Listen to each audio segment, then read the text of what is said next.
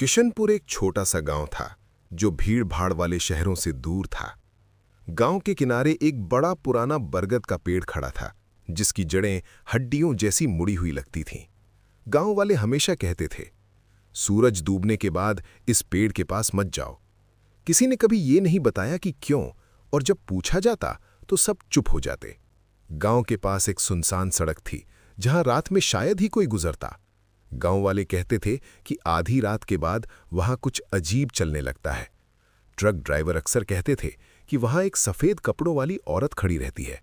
वो हाथ उठाकर चुपचाप लिफ्ट मांगती है।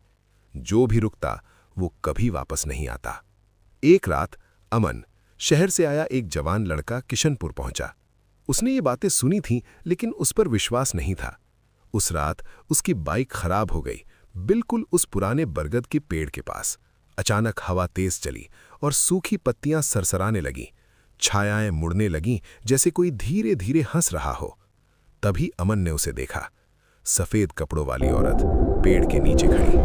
उसके बाल चेहरे के कुछ हिस्से ढक रहे थे। उसके पैर जमीन को मुश्किल से छू रहे थे। उसकी आवाज धीरे और मोहक थी, कृपया मुझे घर छोड़ दो।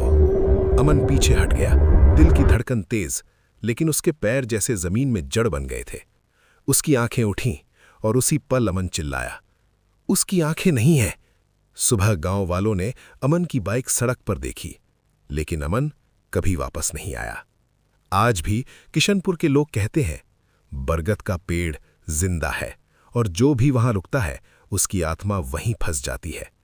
तो अगर तुम कभी रात में किशनपुर की सड़क से गुजरो और किसी सफेद कपड़ों वाली औरत को लिफ्ट मांगते देखो, कभी मत रुकना।